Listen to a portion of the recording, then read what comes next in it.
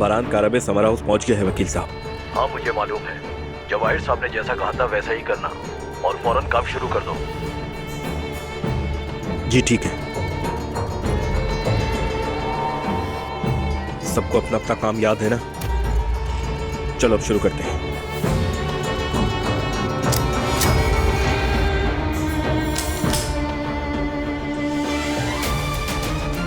अस्सलाम वालेकुम बच्चों। वालेकुम सलाम बाबा। मेरा पोता कैसा है बेटी? बहुत याद आता है वो। क्या बताऊं, बस सारा दिन शरारतें करता रहता है। तारिक को कत्ल कर दिया गया है। कत्ल कर दिया गया?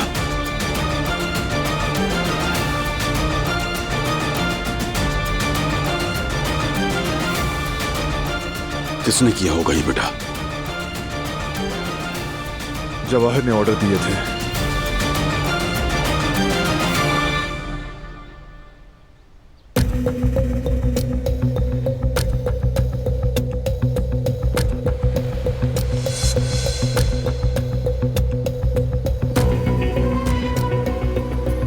गिलान,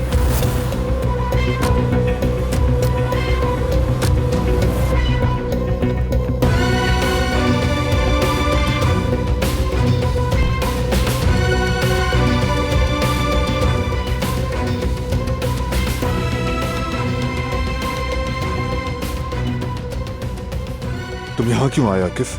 काम से।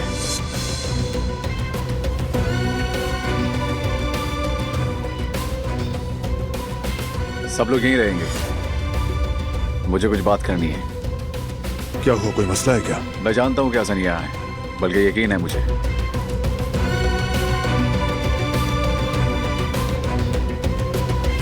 तुम्हें मालूम है कि तारिक कत्ल हो चुका है?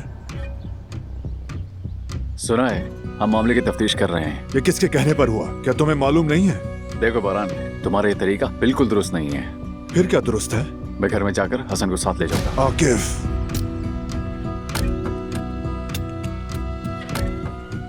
बारान प्लीज।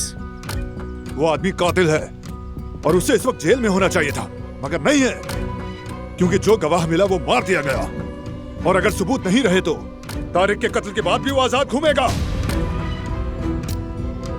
हसन हमारी निगरानी में रहेगा, फिक्र नहीं करो।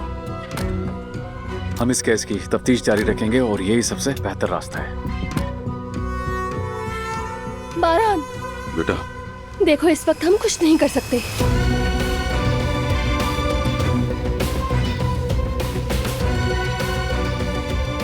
मेरी माँ का कातिल सबके सामने आजाद घूम रहा है। इतने सालों से आजाद घूम रहा था, वो कम था क्या? देखो, बुरे को उसकी सजा जरूर मिलती है और तुम ये जानते हो। अपने गुस्से को अपने दिमाग पर बिल्कुल हावी मत होने दो। हाँ बारान, उसका जुर्म खुल चुका है। वो यहीं तक छुपा सका था, लेकिन अंजाम करीब है। अब उसे कीमत जरूर चुकानी पड़ेगी। हरगिज़ नहीं, नहीं।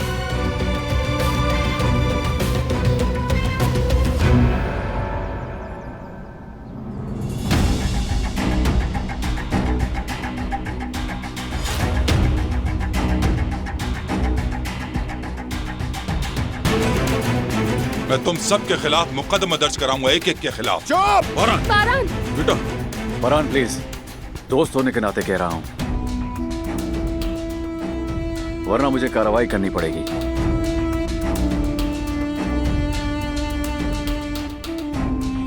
ये मुझे मारना चाहते थे, अगवा किया, मुझे कैद में रखा। रुक तू! मैं शिकायत करता हूँ, देख लेना तुम लोग।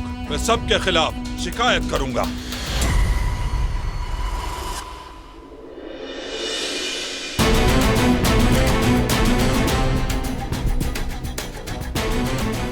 वो जा रहे बाबा। जाने दो बेटा उसे। बिल्कुल तुम शौक से शिकायत करो, बल्कि करनी ही चाहिए, हमारा फायदा होगा। इससे हमें तुम्हारे खिलाफ मुकम्मल तफ्तीश करने का अच्छा जवाब मिल जाएगा। चलो गाड़ी में बैठो।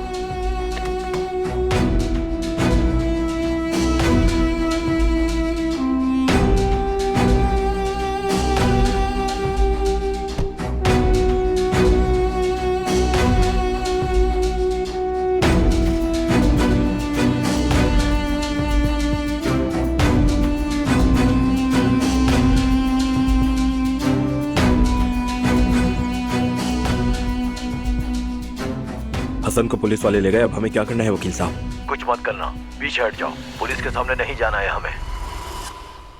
चले ठीक है, हम पीछे हट रहे हैं।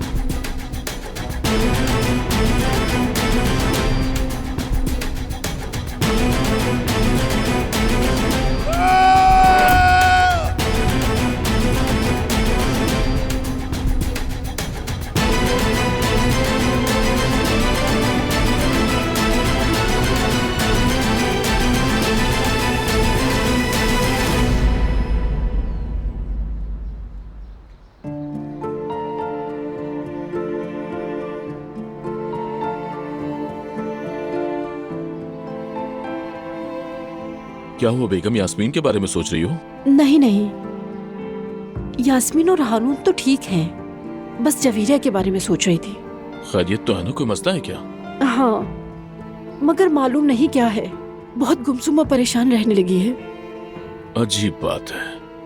मैं बात करता हूँ जवीरिया से, कोशिश करता हूँ पूछने की कि क्या दुख है उसको। केनान, जरा रुक जाओ, मैंने पूछा था उससे, अगर बताना होता तो बता देती। मतलब वो खुद सोच के फैसला करना चाहती है। अगर तुम कहती हो तो ठीक है, लेकिन तुम उस पर नजर जरूर रखना। अगर कुछ समझ आए तो बताना।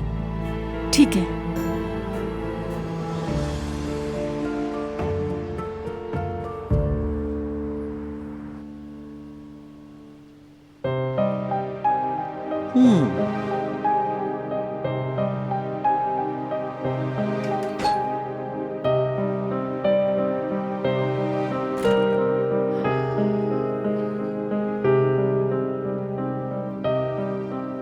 मैंने सब सुन लिया है, फरात ने बता दिया है। इस सब में मेरी भी कोताही है, मेरी लापरवाही है, मेरा भी कसूर है। जितना खत्म करना चाहती हूँ उतना ही बढ़ता जाता है, जैसे कोई हाथ गले को जकड़ रहा हो और आहिस्ता आहिस्ता जोर बढ़ा रहा हो। मैं मुकाबला कर रही हूँ, मजबूत रहने की कोशिश कर रही हूँ, मगर अब बहुत थक गई हूँ।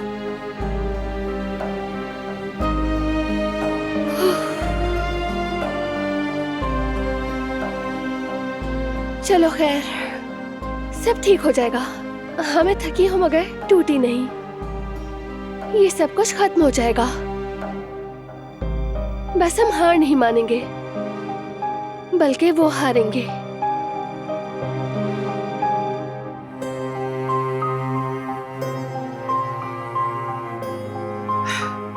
हमारी अब तक की सारी मुसीबतों की जड़ हसन है। काश मुझे मौका मिलता कि सब कुछ ठीक कर सकती तो जरूर करती। काश कि मैं कुछ कर सकती बेटी।